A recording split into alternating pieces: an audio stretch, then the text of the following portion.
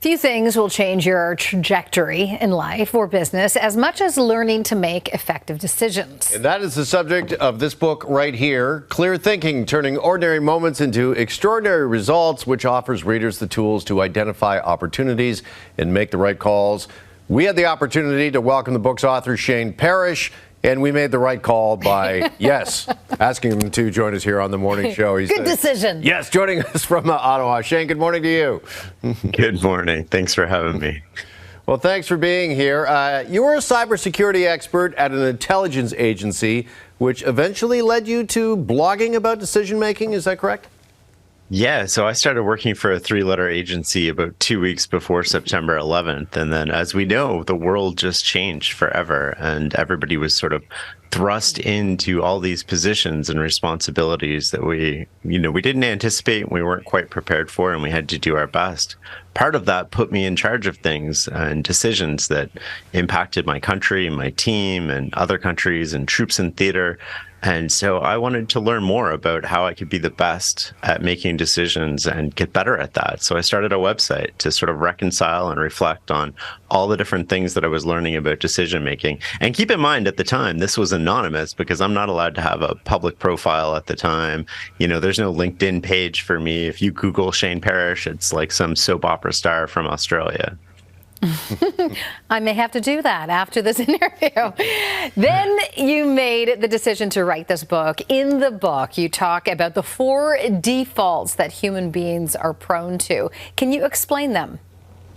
Yeah, so the defaults are situations that are commonly thinking for us rather than us thinking for ourselves. And so the defaults are we're emotional, we're ego-driven, we're social, and we have inertia. And so these are common situations, right? So emotional, we respond to feelings and not fact. We get angry, we get scared. But when this happens, the circumstances are thinking for us. We're not thinking. Ego, we want to be right. We want to contribute to the problem.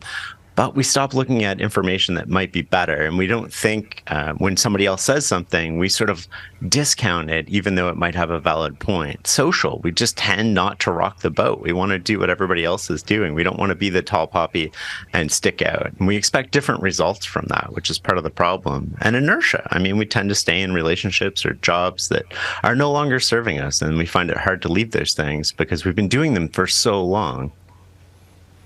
So, Shane, now that we know those, how can we recognize these defaults and, I guess more importantly, how can we combat them?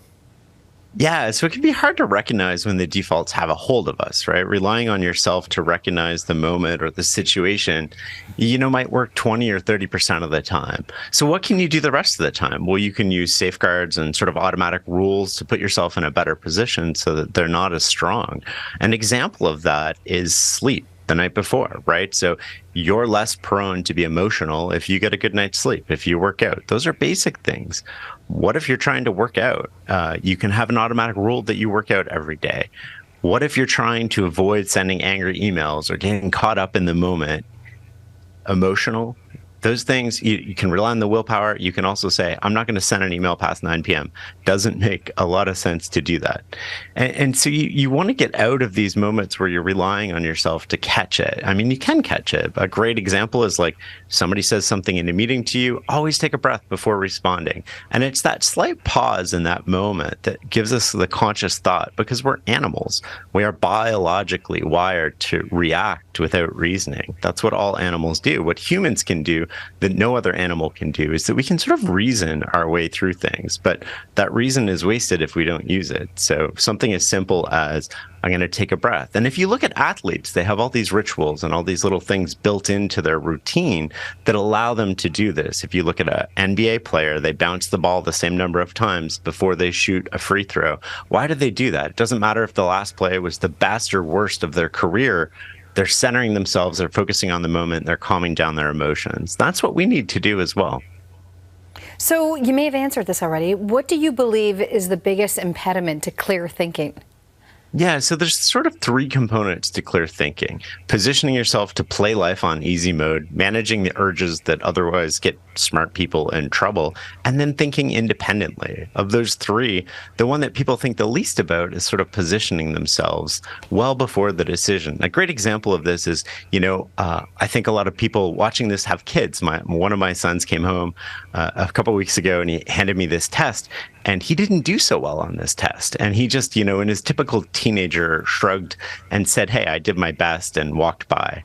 And so later on that evening, we talked about what it meant to do his best. And what he thought about doing his best was, hey, when I sat down at 10, I read all the questions, I got the points, I studied, the test, and I appropriately allocated my time. But what he didn't think about doing your best, I said, well, what does it mean? What did you do in the 72 hours before the test? Did you study? Not really. You stayed up cramming.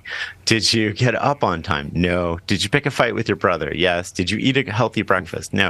So he didn't sleep, he didn't study, and so he just chose to play on hard mode. And so we can position ourselves to play on easy mode, but we have to think in advance. How do we do that?